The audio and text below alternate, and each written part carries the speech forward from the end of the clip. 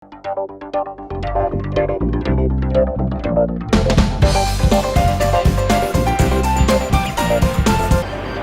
كوسا دوا برنامج كهلابور كجناعسي أقول حياة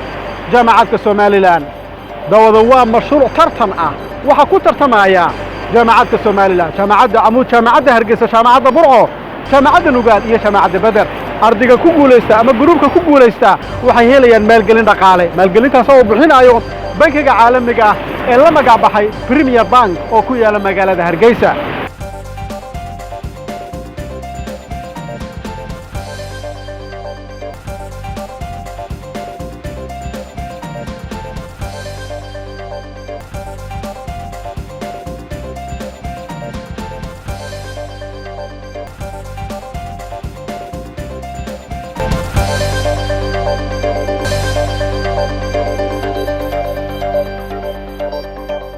بسم الله الرحمن الرحيم السلام عليكم ورحمة الله وبركاته كلنتي وعن أو وناكسن داودير كسر هذا برنامج شيء حساب بدنا معلنك تي في أو وقت هنا كلنا ندي صوت منه برنامج كمعلنك تي في وكم هذا برنامج تدرينا عقون تهم برشة دوقة فايدينه وحن شعله هي إن ما أنت نسوق عنا مقايبتنا نقدر تقيبي وحساب بدنا برنامج كمعلنك تي في وعشر كي تمناد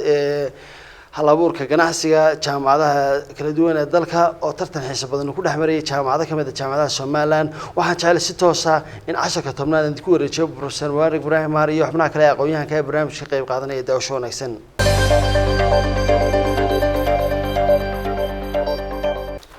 بسم الله الرحمن الرحيم داود كسر هو برنامج معنا كتيفي قد كذا وطن تلفزيون كقناة الجمهورية الصوماليلان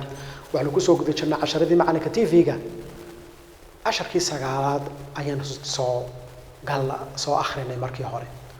أو كسب سنة ترتمياش أو سؤال الويديناي 10 كينا ما أنتوا واكي طبعا كوي هرو كدوية كان ما أنت إنه قلينو ترتمياشو runtii waxay soo bandhigayaan runtii wixii ay ugu tala galeen maalinta ugu dambeysay finalka inay ku tartamaan marka waa tartan tijaabo ah ay maanta soo bandhigayaan qof kastoo tartamay group kastoo tartamay waxay soo jeedinayaan business balance-koodii ay soo jeedinayaan way ka hor jeedinayaan guddi bay ka hor jeedinayaan laakiin waxa loogu tala galay inay tijaabo u noqoto oo wixii ka qadanaa laga saxo oo la sii hagaajiyo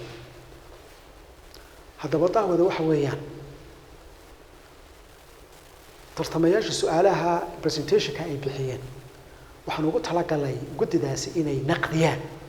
أو رتي أي سؤال كويديان أو دليله هذا شيئان والبد اللي سوف فناه وشيئان قف كس جروب كس واحد كقلدنا أي وشيئان بالمركها كسر دو ترتمياش presentation سكودي سوتشيدني هي ترتمياش سوتشيديان ينقدي lagu sameeyay critique lagu sameeyay ay ku sameeyaan runtii rag khubara ah oo runtii ku xal dheer sida ganacsigu la abuuro ku soo dhaw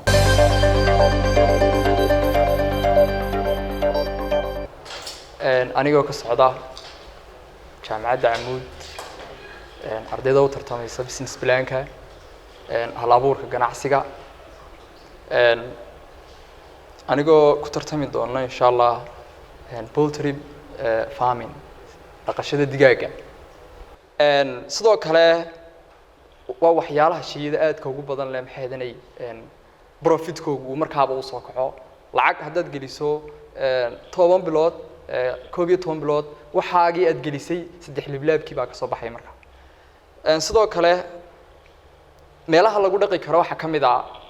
meelaha magaalooyinka ma haboona meelaha maxay ahaynay daadadku ay soo maraan maxay ahaynay kuma haboona laakiin meelaha Greenland ah ay ku haboon yihiin sida maxay ahaynay magaalada meel ka baxsan oo kale laakiin dryland iyo noqon meel had iyo jeer roob ku doo cawsku ka soo bixi karayo ku fiican tusaale ahaan anagu sababta maxay ahaynay aan uga sameynay Booramo kala ayaa sida ah waxaan ku bilaab executive summary-gayga haddaan wax idinka sheego waxaan ku bilaabi doonaa 500 waxa 450 xabaan ku bilaabi doonaa marka kontonka xab waxay noo noqonayaan diigag oo local chickens kan ku bilaabi doona 400na waxna noqon karaan product drive keega halka ay wax ka socon doonaan bay noqon doonaan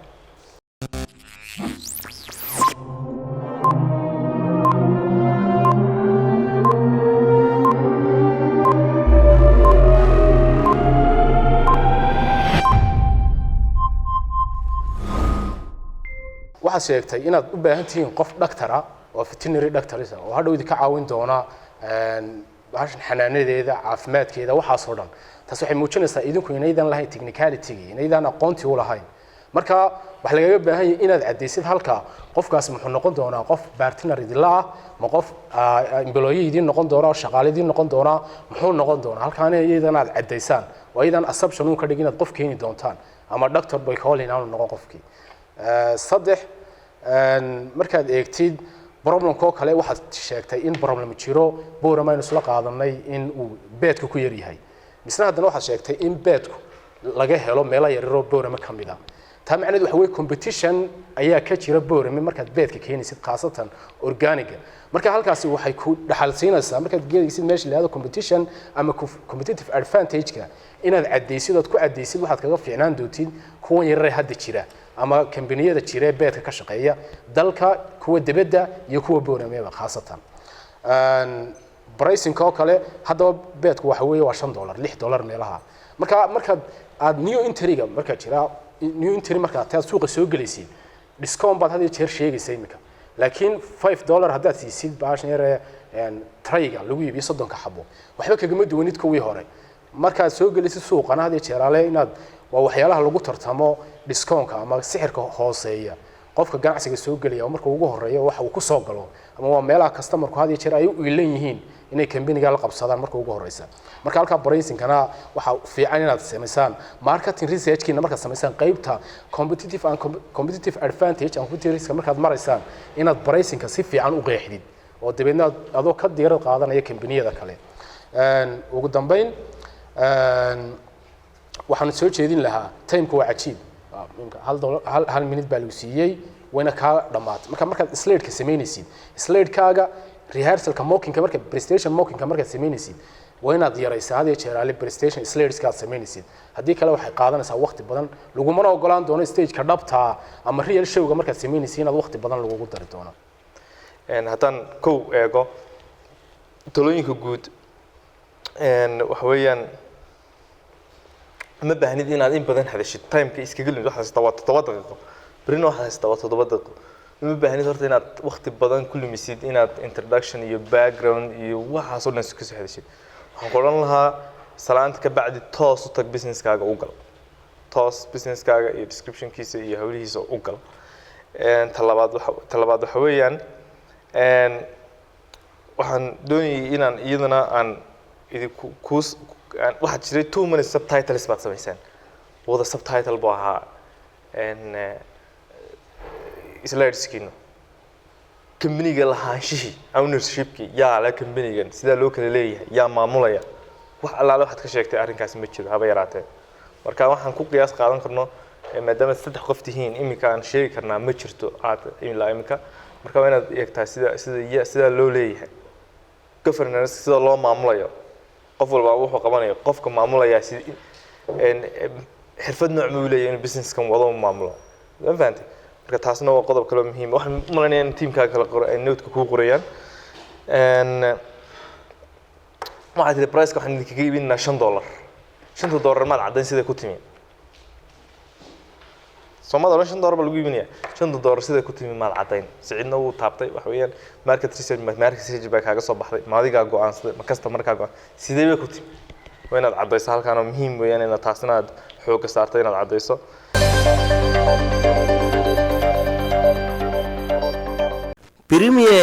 Premier Bank haddaad ganacsiga habboon markaad hal u baahataba dalkeenu intuu hakraday dibadda loo huleeli jiray hayaan lagu raadin jiray wuxuu baankani habboon ku yidhi Mastercard-kan hoo adoo hoygaaga jira ku iibsoo ka haqabeel durtaba ha ka habaalayri waxa uu Premier Bank markii ugu horeysay dalka ku keenay Mastercard oo ku sahlaya inaad wax kaga iibsato internetka inaad ATM machines lacagtaada kala bixi karto dhammaan daafaha dunida inaad wax kaga iibsato mishiinka board of sale goob kasta oo ganacsi gudaha iyo dibaddaba adeegyada aad banka ka heli karto waxa ka mid ah adeegga maalgelinta sida maalgelinta baabuurta maalgelinta dhismaha iyo ganacsiga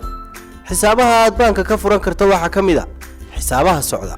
xisaabaha kaydsan iyo xisaabaha ganacsiga waxa kale oo aad banka ka heli kartaa internet banking oo awood u siinaya qofku inuu kala socdo dhaqdhaqaaqa akoonkiisa internetka iyo sidoo kale inuu lacagna ka diri karo.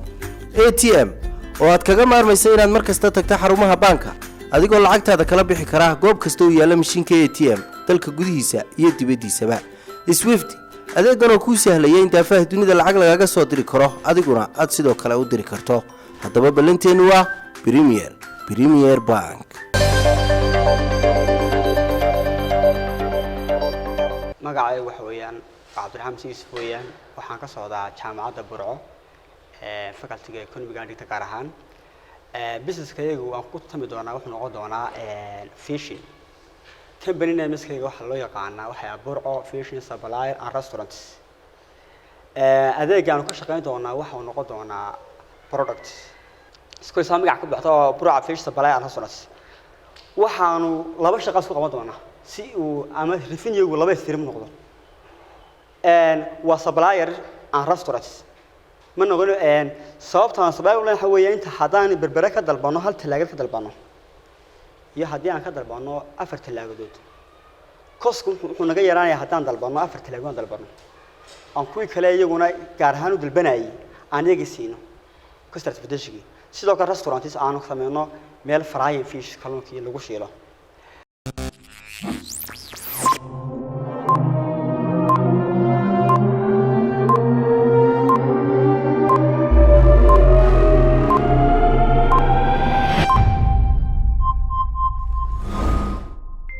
marka la joogo executive summary-gaaga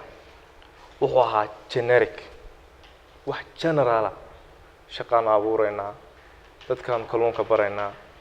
intaan dhalinyarada ugu bedel maad sheegin sidii business-kaaga waxaan waxa la doonaya in lagu talo business-kaaga waxaan dambe soo socdo oo dhan in lagu talo ay hordhac u noqoto oo qofka slide-ka marka koobaad sawirka ilaa oo ninkan executive summary swap xiisu leeyahay aan iska soo jeesto هذا هذه كانت التلفون بس كم شغلة مرك هذه executive summary قبل مرك كوباد وياهي ميدان معنا بدني يسمينين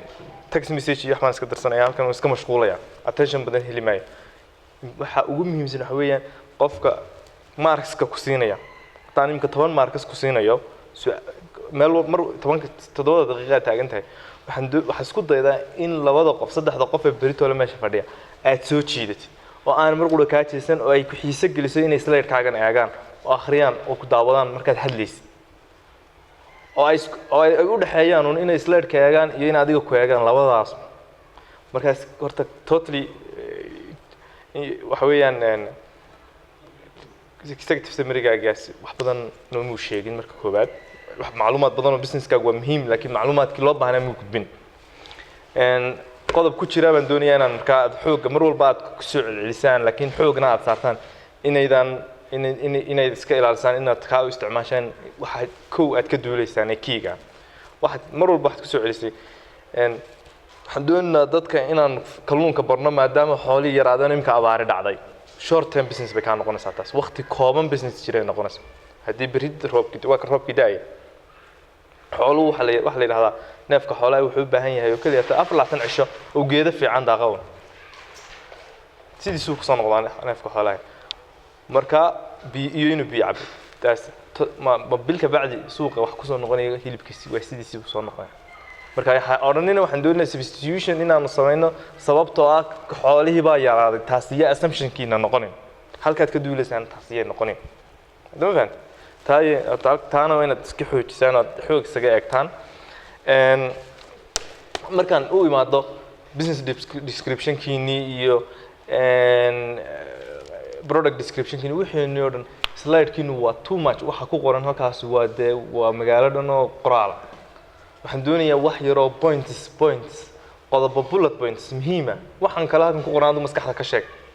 هذا فهمت وحندوني bullet points لكن interest إن مركز صار إيش وقول عضو إن الشرح ده أنسكو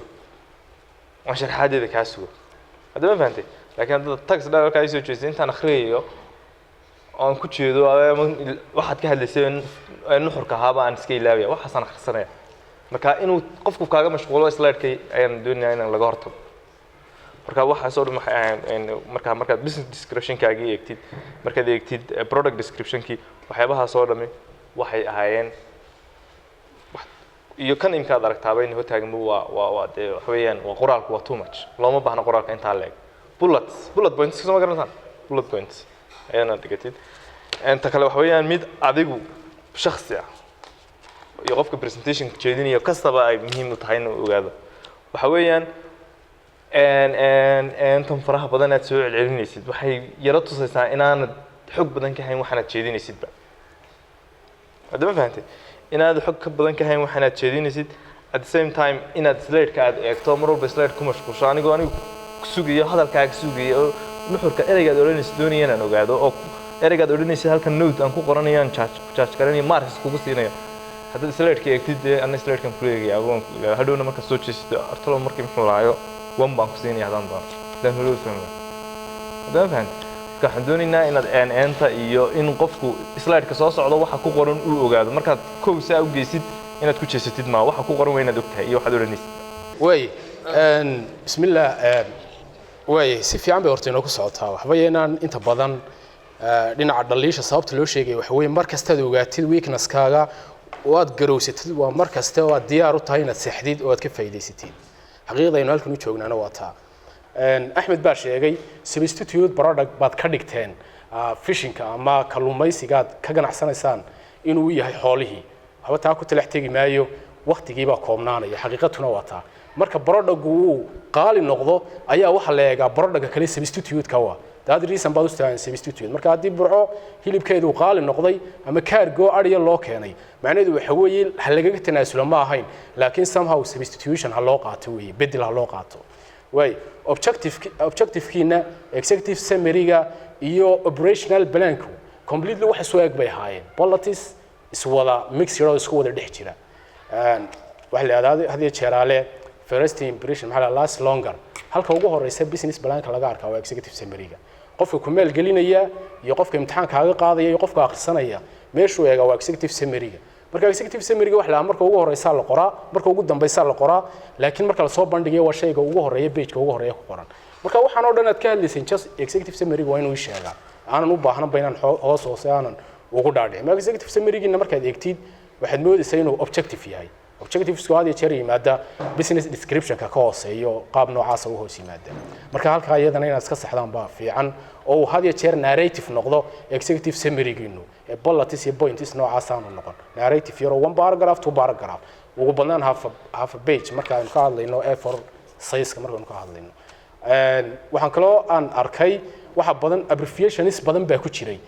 MHL oo runtii dee anigu markii dambe markaan akhrisay aan u qaatay middle income iyo household maxaa la yidhahdaa household middle income low income waxaan kaas laakiin way adag tahay qof dee wax qiimeynaya ama waxaan ereyadan inuu adag tahay baynu fahmo marka qaado laakiin waa inaad indicator-keedii sheegtaa waxaasaan u qaadanna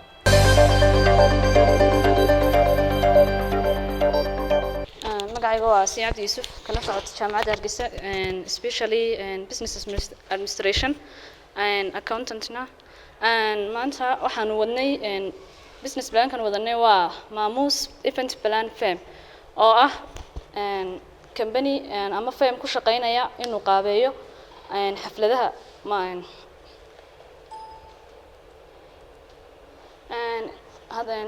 waxaanu nahay horta marka ugu horeysa business waxaanu nahay service providers kuwaasoo ay qaabeynaya ama u shaqeynaya different customers aan ku koobnayn meel kaliyaata kuwa dadka ciidan u shaqeynayna waxaa ka mid ah ashkhaasan caadiga qabsanaya xafladaha aroosyada hadday noqoto mehero hadday noqoto xafladahan loo qabto caruurta markay afartan baxayaan oo kale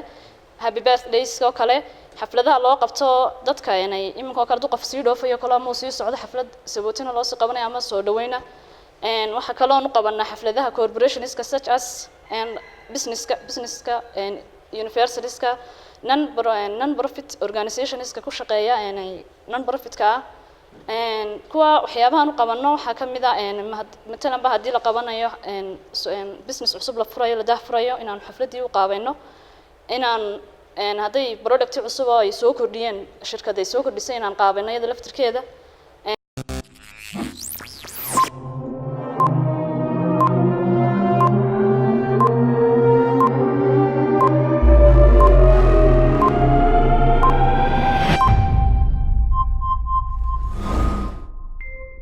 sidoo kalena kelmadaha ka soo baxaya fara badan maxaa la meaningless phrases ka leeyahay iidaad way kugu badnaayeen waa lagu tirinaya imisa xabo marka way ka luminaysaa qorshihii oo dhan bay ka luminaysaa xiisihiina meesha way ka qaadaysaa marka inta iyadana iska ilaali executive summary-giinu wuu fiicnaa laakiin dhibaatada jirta waxay ahayd wuu badnaa marka proposal-kiini toos umaynu hayn maadaama proposal-ka inaan toos u hayn slides-ka marka laga hadlayo executive summary-giinu wax aad u fara badan buu noqonayay isla executive summary-giinu waxaa meesha lagu soo bandhigo dhammaan ee koobsanaysa proposal-ka oo dhan ama business plan-kiina oo dhan isagoo ah si kooban oo si short u hadlaya budget-kii markaa kama muuqan lacagta aad doonaysaan ma cadda intay tahay kama caddayn meesha okay sidoo kale objective-kiinu realistic ma ahayn objective fara badan oo ballaaran from A to Z baan wax u qabanaynaa so ma ahayn realistic markaan ka hadlayno objective aan ku qanci karayo ama qofka wax ku deeminaya ama qofka wax ku siinaya ama tartanka aad kula jirtid ku qanci karayo ma ahayn objective markaa dib ha loogu noqdo isagana aynu nimaadno waxti unique baan anaguna unique so how far are you going to be unique markaan ka hadlayno haddaad sidee unique ku noqon karaysaa waxaan aad sidid baan hore u jirin ma model-kan aad raacaysid baan hore u jirin sidee unique ku noqon kartaa maxaa se damaanad qaadiya haddaanu hore u jirin inaan cid dambe kaa daba koobiyeen so uniqueness-kana inaad caddaysaan baa fiican ugu dambayn idinku waxaad tihiin customer-ka unbaad diiradda saarta waxba gacanta kuma haystaan waxaad qabanaysaan waa service dad minis waxaad qabanaysaan event-yadaad diyaarinaysaan hadday tahay mid NGO hadday tahay mid xafladeed mid meher waxaa hadday doonto mid aasba ha noqoto event is organizer baa tihiin laakiin supplier-kiina waa kuma ma Green Plaza halkee ku qabanaysaa ma Mansoorba ma Ambassadorba meel qura kuma idin sheegin supplier-rada aad haysataan ee magaalada ku yaala marka waa inaad garataa market supplier-kaagu waa kuma ila raw material haddii aad guur ka heliso raw material meel ka heliso inaad keentid weeyii marka haddii aad partner-kaagi waa inuu cad yahay haddii imkaadan heshiis la lahayn kambaniyada lagu qabto meelaha lagu qabto xafladaha say sooyo hoolkeedoo kale waxay keenaysaa inaad hadhow toolaad running up ay kugu dhacdo ama ay adkaato qofkii inaan maanta inta wax kaa karistay dibadna aad Green Plaza tagtid haddaan qof la hadlay dibadna ilaa 15 maalmood kadib unbaad xafladda lagu qaban karaa sidee noqon doontaa markaa taasina inay caddaato slide-kiinu wuu fiican yahay wuu qurux badnaa ilaa hadda intaan arkayna slide-kii ugu quruxda badnaa buu laakiin mushkiladdu waxay ahayd spacing ma laha qoraalkiinu wuxuuba isku yaacsan yahay marka spacing badanna uu sameeyo su-aasha laakiin hawshaan doonaya inaan xoog yara saaro waxa weeyaan maamulka meesha iyo kala wada lahaanshaha sidaa loo wada leeyahay sidoo kale waxaan doonayaa inaan ogaado waxaad tidhi Asiana way maamulaysaa aniga Samirina waxaan ahay marketing Heblina waxa weeyaan sales qofka manager-kayga sidee buu ugu habboon yahay business-ka inuu maamulo ka noqdo waa inaad caddaysaan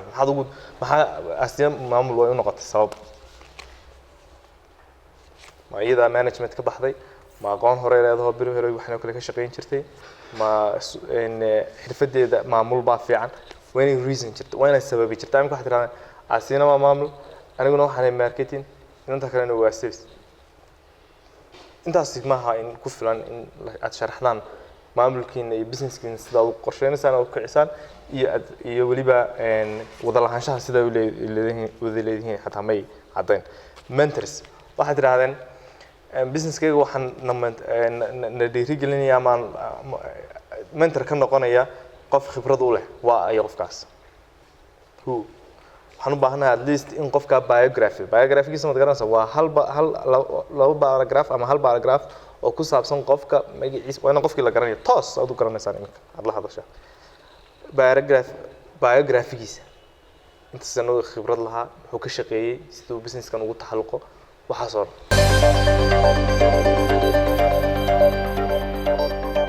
bismillahir rahmanir rahim haddaan bilaabo table wuxuu ka bilowmayay table-kani executive summary executive summary waa guud ahaan wuxuu ganacsiga ka hadlayay saad u soo koobi lahayd waxaan ka bilaabay objective-ka uu leeyahay ganacsigan objective-ka iyaga guud waa inaanu aasaasno ganacsi ha qabtiraya baahidii loo qabay malmalka maadaama uu yahay malmalku waxaan ka ganacsanayno sida wada ogtihiin muxuu ahaa waad aragteen dad beerta muxuu ahaa yaanyo ama saytuun ama cambe laakiin sameeyay arag dad beerta malmal sidaa daraaddeed annagu waxaanu ku dhaqaaqnay inaanu beerano geedkan faa'iidana ka dhalino waxaan doonaynaa inaanu sanadkiiba faa'iidadayada kor u qaadno 10%. taasina waa ujeeddo aanu leenahay. ugu dambeynna waxaanu u baahannahay inaanu horumarino ganacsigan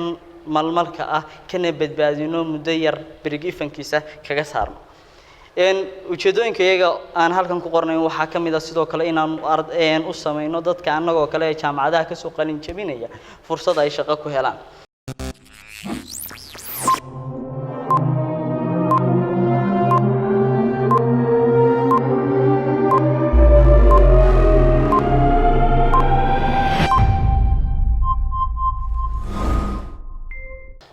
runtii wax qurux badan baad samayseen oo runtii lagu dayan karayo shakhsiyanna adiguna kalsooni badan baaba kaa muuqatay intiina waad kasii faa'iidaysatay qolihii kaa horreeyay baan u malaynayaa spacekiina aad baad uga faa'iidaysatay inkastoo aad marka halkaasun kasii wadun baan ku odhan lahaa khaasatan adiga wax kaloo gaara ka odhan maayo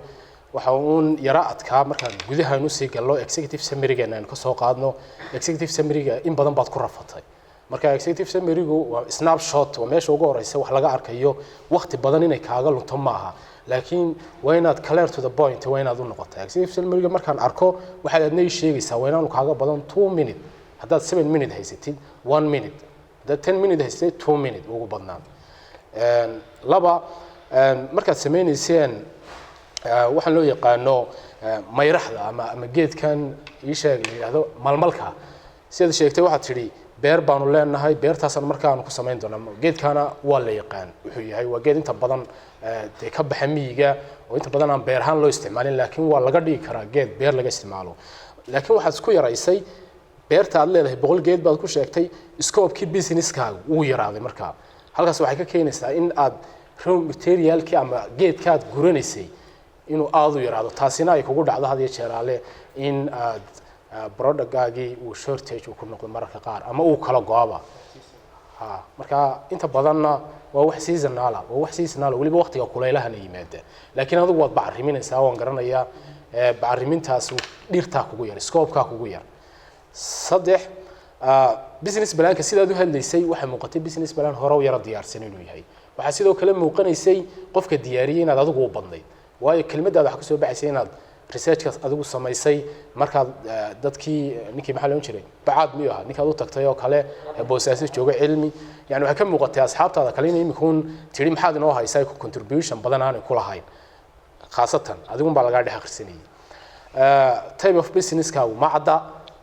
waxa khalkhal geliyay miyaad dhoofinaysaa adigu ma beertun baad ka soo guranaysaa sida dadka reer miyiga oo dhowr kiilaad keenaysaa qofkii ka ganacsanaya bakhaarada laascaanood ku lahaa baad u keenaysaa ma dadka abad baalka maska iyo waxaana waa lagu saaraa moogta ma xaafadahaad ka iibinaysaa sida uunsiga oo kale ma cadda marka waa inaad caddaada ma export baa tahay ma waxaa tahay qof barodhagaaga localka ku iibinayo retailera halkaasina waa inay caddaanay noqotaa waalka ugu weyn lagaa doonayo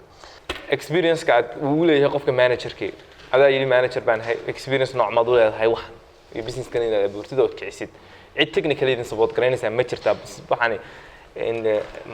marka laga hadlayo maxaa la yidhahdaa geedkan la yidhahdo malmalka wuxuu u baahan yahay dad khibrad dheer u leh oo xirfadaa leh oo waxaa sida loo soo gurayo sida loo kala hagaajinayo waxaa garanaya marka cid allaale cid ama mentor ha idin noqoto ama ha idin taageerto ama family-giina ha noqdo ama cid kale suuqa joogta ha noqoto ama aad isleeyihiin way idin caawin karaysaa idinkii kiyaa leh technical skills-kii waxaan business-ka nagu wadayay taana in la caddeeyo aad u wanaagsan sidiina kale waxaan ku ammaanayaa in slides-kiinu ay yihiin slide-ka iminka slide-ada ugu horeeya ee ah aan aragnay slide-adii meesha lasoo bandhigay waxaan doonayaa britol caawa inaad dibna ugu yara noqotaan feedback-an qaadataan at the same time dib u yara qortaan waxyaabaha idinka dhiman oo aad sii qurxisaan intaa in ka badan aad sii qurxisaan haddii la yidhahdo magacaygu waa Khalid Aadan Jaamac ka socda jaamacadda Badar kulliyadda dhaqaalaha iyo baanka islaamka waxaan ku tartamaynaa maanta business plan-kii kaasoo business plan-kaygu ahaa inaanu samayno gift shop ama gift store ku yaalla magaalada Hargeysa magacaasna aanu siinay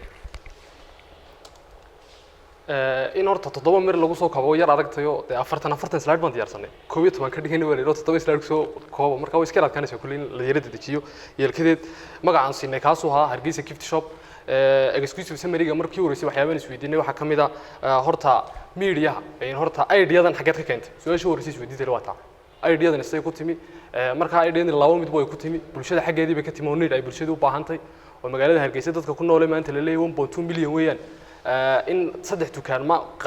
qaabili karaan hadiyadaha u baahan yihiin taasi xaggaasay ka timi waa laba waxay ka timi jacayl aan anagu qabnay dadkeenan hadiyad siino taasina sabab bay nagu noqotay keenta inaanu sameeyno hadiyad sababta su'aasha labaad markay isweydiintay waxa weeyaan supplier yaayni ah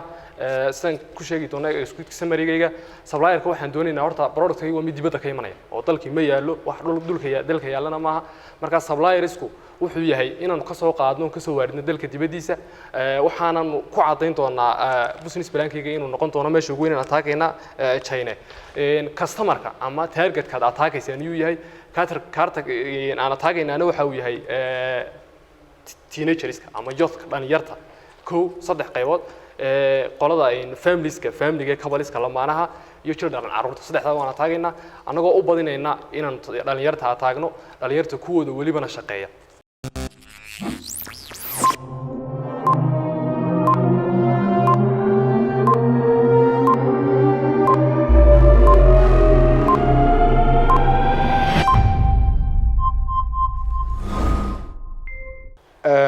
markay timaado market research-ka aad samayseen market research baad samayseen laakiin market research-ka aad samayseen waxaad ku ogaateen in saddex company ay Hargeysa oo dhan ay giftiga ay ka shaqeeyaan ama ay giftiga iyo area-da iyagu Hargeysa milyan iyo 200 ay saddexda dukaan quraayo haystaan labana ay Dairy Mall ku yaalaan halka waxaan u maleynayaa inaydan market research-kina markaad sameynayeen si hufan aydan u sameyn haddaydan mar hore sameeyay waayo Dairy Mall company ku jiray hadda ma jiraanba marka halka iska hubsada kambaniyadaasi halkay ku dambeeyeen sidee u shaqeeyeen mee kacaan xagay ku dambeeyeen iyo sidoo kale sidee Hargeysa ugu diyaarsan tahay dadka noloshooda ay diyaar ugu yihiin inay giftiga ay ka iibsadaan way slide-kiina marka loo yimaado waxa muuqanaysa slide-ku uu fara badnaa inkastoo la idin sheegay 12 slide meelaha ugu badan inaad ka dhigtaan 40 baad ka keenteen 16 slide baad u deyseen laakiin kama idin faa'iideysan slide-kiini font size-kiina iyo maxaan ku raahdaa styling-kiina wuxuu dhan waxay ahayd xadka ka baxday xadka aad bay waaweyneed marketing-kiinu ma cadda is ambiguous completely wax tiraadeen mar waxaan isticmaali doonaa social media inta badan iyo waxyaalo kale taa macnaheedu waxa weeye idin ma cadda sidaad marketing-ka u sameynaysaa marketing-kiinu ma cadda marka marketing-kiina waa inaad garataan weliba dee waxaad ka shaqeynaysaan waxa weeye waa luxury maxaa la yidhahdaa goods baad ka shaqeynaysaan marka la eego marka halkeeba marketing-kiinu u badan doona maxaafadaad garaaci doontaan waa inaad sheegtaan economic impact baad sheegteen ma cadda cashuur baad bixinaysaan shaqaale badan baad bixinaysaan ma economic impact si fiican u qora ku noqda wax badan buu halka ugu waaweyn xitaa haddii lagu maalgelinayo meelaha ugu badan laga eego waxaa ka mid ah economic impact ganacsiga uu keenaya muxuu yahay fixed asset-kiinu waa underestimated waxaa $10 qura ayaa ku baxaya furniture-kii iyo furnishing-kii labadaba marka la eego iyo waxa soo dhan $10 baa ku baxay aluminum-ka quraanu company weyn oo hall ilaa 4 mitir 6 mitir oo isku wareega 24 mitir oo isku wareega sidee baa $10 ugu baxaya gacanta quraan ay ahayn marka underestimation baad ku samaysteen dib halka ugu noqdo waxaad tirahdeen 50% marka la eego xagga ownership-ka waxay tahay boqolkiiba 50 aniga le boqolkiiba 55 labada inana kala le sidee ku timi miyaydan business-ka wada lahayn ma adigu sidee baad ku heshay bal in data la cadeeyo muhiim marka in la cadeeyo muhiim oo aad 50% share-ka aad ku qaadatay ayaan doonayna la cadeeyo la ogaado sidoo kale marka adiga shaqadii manager-ka ah management-ka waxaad ku qaadatay xirfad aad iyo aqoonta aad u leedahay shaqadan mise waxaad ku qaadatay 50% share taasina aan doonayna in ogaano lama sheegin wax riskiyada iyo wixii dhibaatooyin dhici kara iyo wixii lagu xalin lahaa hadday dhacaan oo business-kiina waxaan qabaa inuu riski leeyahay fara badan laakiin wixii lagu xalin lahaa meesha ma taalo ma idaan sheegin wax profit and loss wax aad sii saadaalinaysan aad leeyihin war intaasan labada bilood ugu horeeya lacag samaynayna intaana waan iibinaa intaana waan samaynaa intaasna cash bay noqonaysaa inaad sheegtaan ama khasaare ama faa'iido kaad noqon kartaan ama inay iskoosan doontaan